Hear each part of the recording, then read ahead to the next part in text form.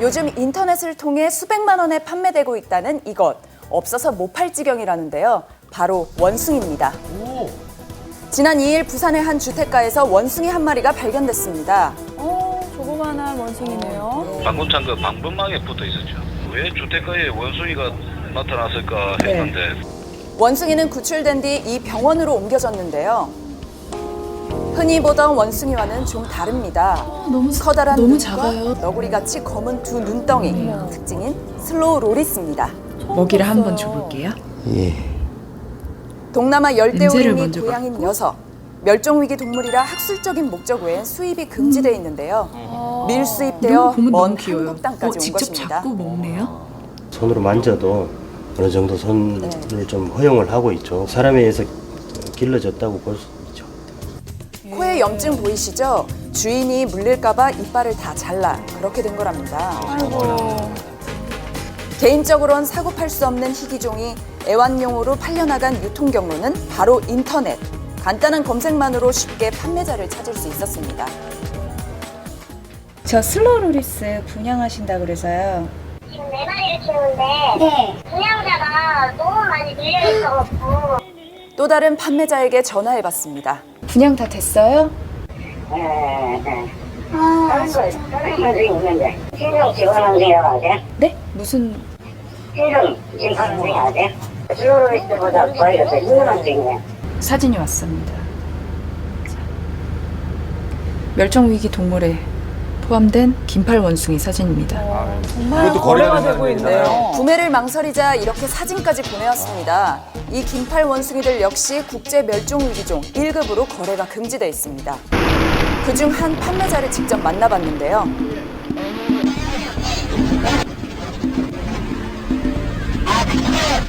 차로 마중까지 나와 원숭이가 있는 곳으로 안내합니다. 불법 거래가 전화 한 통화로 너무나 쉽게 이루어지고 있습니다.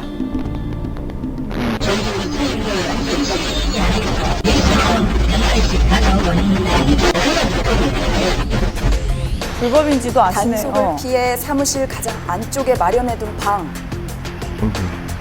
이미 여러 동물이 거쳐간 듯 빈 우리가 보입니다. 어지럽게 널린 쓰레기와 짐들. 한눈에 봐도 매우 비위생적인 환경입니다. 어디?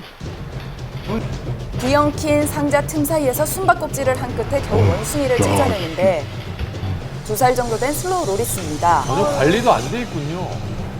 가격은 이게 어느 정도? 일단 180으로 해놔. 이게 저렇게 돈이 비싸도 찾는 사람들이 많다 보니 원숭이가 전국에 배달까지 된답니다.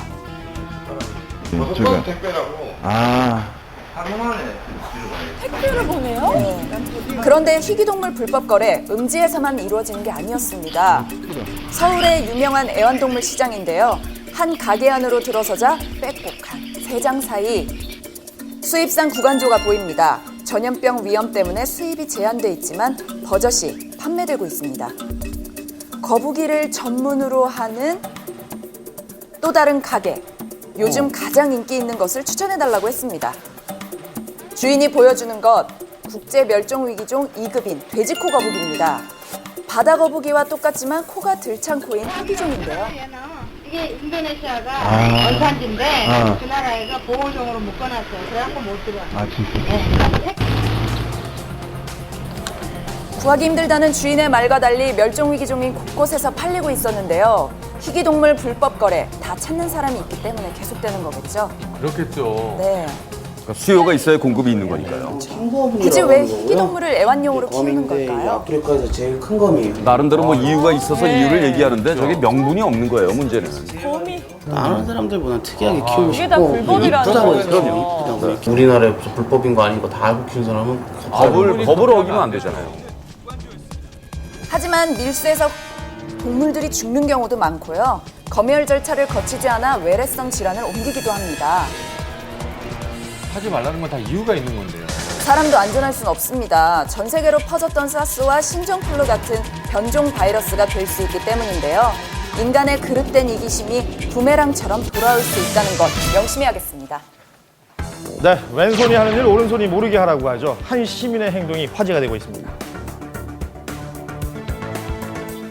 24시간 교통량이 많아서 아주 위험할 수 있는 이 대로변 바로 옆에 있는 인도에 쓰러져 있던 취객을 구한 시민이 화제가 되고 있습니다. 네. 네, 바로 이곳입니다. 야심한 밤, 잘 보이지 않는 구석에 술 취한 사람이 쓰러져 있었는데요. 약간의 몸부림에도 대로로 굴러떨어질 수 있는 아주 위험한 장소였습니다. 당시에 근데 어떤 시민의 제보가 있었다면서요? 홍석천 씨의 제보가 있었습니다. 네? 자, 바로 이분입니다. 배우 홍석천 씨. 집으로 귀가하던 중 취객을 발견하자마자 150m나 떨어진 지구대로 뛰어가서 직접 신고를 한 것입니다. 의식을 잃어서 도난 등 추가 범죄로까지 이어질 수 있는 상황이었는데요.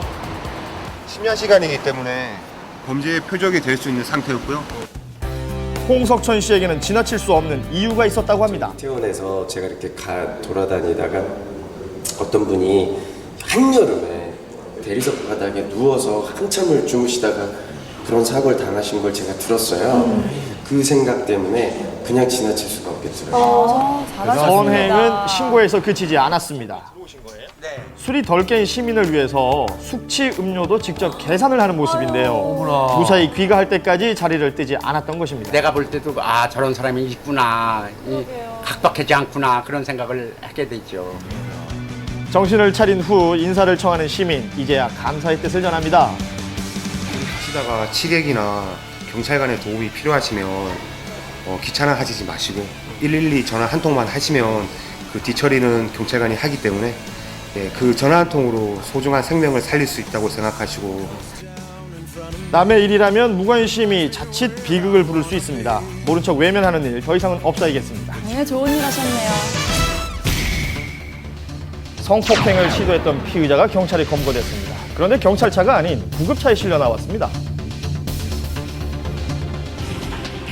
며칠 전 새벽 한 남성이 오피스텔로 들어섭니다.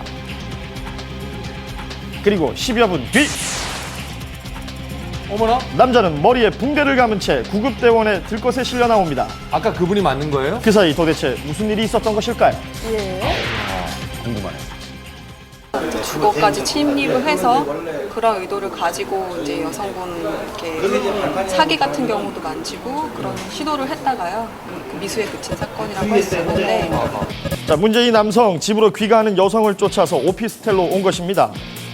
그리고는 여성이 타고 올라간 엘리베이터를 보시는 것처럼 계단에 숨어서 지켜봅니다. 여성이 몇 층에서 내리는지 확인하기 위해서인데요. 어머나. 치밀하네요. 웬일입니까? 가정까지 있다는 이 30대 남성. 그렇게 여성이 거주하는 층수를 알아내서 집까지 쫓아 들어갑니다. 여성을 때리고 성폭행까지 하려고 했습니다. 결국 피의자는 현장에서 검거가 됐습니다. 이번 검거에 아주 결정적인 역할을 한 사람이 있는데요. 다름 아닌 피해자의 남동생이었습니다. 그래요? 남동생이 퇴근길에 피의자와 마주쳤다고 하는데요. 저놈이 지금 누나를 뒤따라와가지고 이러려고 했구나. 이제 머릿속에 이제 파워 생각이 드니까 일단 우선 잡았죠. 과거 축구 선수였다는 남동생. 도망가는 남성을 재빠르게 잡았습니다.